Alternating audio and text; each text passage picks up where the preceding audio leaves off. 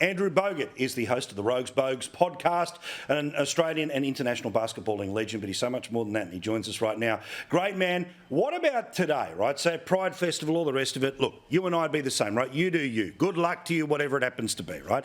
But we live in a society that simultaneously tells us that women in lingerie, if it's out the front of a Honey Burdette store, bad. Bloke in leather with a teddy bear head on, awesome. And God forbid anyone defaces it, because if they deface it, it's apparently a hate crime.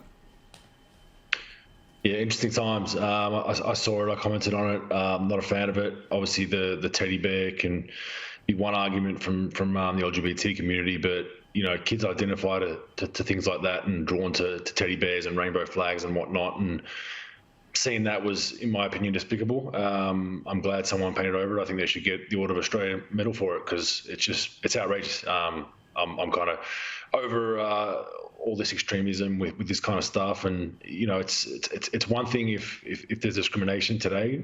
You and I both agree that if people are being discriminated against because of their sexuality, I'm all for it. I think we've well past that in Australia, but now it's become, you must celebrate this with me, even if you don't agree with it or don't like it, and that's kind of a slippery slope.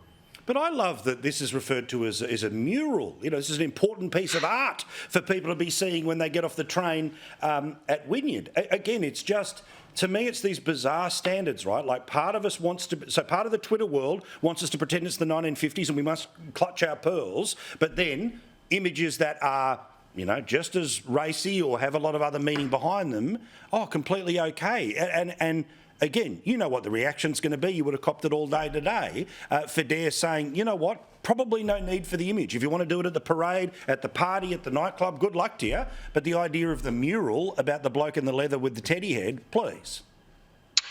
Yeah, it's crazy. I get uncomfortable when I see PDAs in public, period, that are going over the top and holding, grabbing, and the stuff you see in nightclubs, whether it's a straight relationship, bi, whatever it is. I don't want to see it. I mean, go to your bedroom, do what you got to do. I don't need to know about it. You don't need to have me support what you're doing in the bedroom, and vice versa. Get on with life. But I think we've gone way past that line now, where it's, how much can I push this? How much can I push this till people push back? And I'm glad someone painted over it. I'm really glad, and like I said, kudos to them. And you'll like it, and you'll like it, and you'll cheer us on. Speaking of Harry and Meghan, how good was that South Park taking the piss? Look, I know you've seen a trillion of these things a million times, but here it is for 1,000,001. Have a look. He's right. Trying to make ourselves into a brand just turned us into products. We don't need to be a brand, do we? If it's truly what we want, then we really can get away from it all. No more magazines and Netflix shows. We really can live a normal life. Yes, I'm sure you agree, darling. We can be the people we talked about being, with no more worries about how we look or the image we project to people. What matters is what we have on the inside.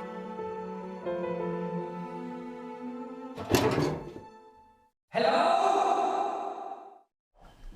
Of course, the reason we laugh is because it's true. Oh, we need to protect South Park at all costs. It's unbelievable. I've been a big fan for since its inception, really, when it was back on, I think, the SBS or ABC when I was a young kid.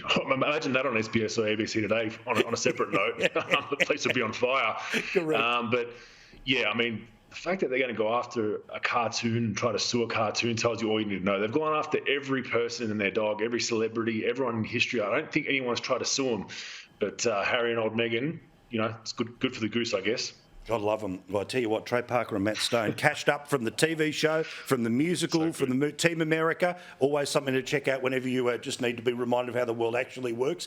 But finally, I want to throw, apparently we've cured cancer because Monash University put some time into a project having a look at your beloved sport of basketball about whether the home court advantage is a thing or not. Now, thankfully, there was a global pandemic. Nobody was allowed to leave their house. Everyone must get vaccinated, which meant they were able to research what happens when there's no crowd, when there's no home field advantage. Well, surprise, surprise, they worked out that home field advantage matters. Now, they come at this from two reasons. One, the support of the crowd, but also how players feel when they're in enemy territory. As a bloke who's gone all over the world and certainly into the loudest crowds that weren't happy with you being there, do you think it's true? I think there's an element that helps, but it can also go against you when you're in your own bed. and your family's around, you go to your home arena, you're kind of comfortable as well. We felt, with the Golden State Warriors, we loved playing on the road because it felt more of like a business trip. You were in a hotel room, you had team meetings, you had team field sessions. So it's kind of hard to quantify in that study, and it just tells you how much money Monash Uni has to be conducting that kind of study. I mean, it's just mind-boggling, isn't it? We've got all kinds of issues, especially in Melbourne, Victoria, with homelessness and people going out of business. But good old Monash Uni, let's just fund something that most people knew already. Yeah, let's base it by sitting around watching it on the telly. I'm not entirely sure whether they got to go to the bubble, but I wouldn't think so. Andrew, lovely to talk to you. Great junket to travel over there for, though. Bloody oath.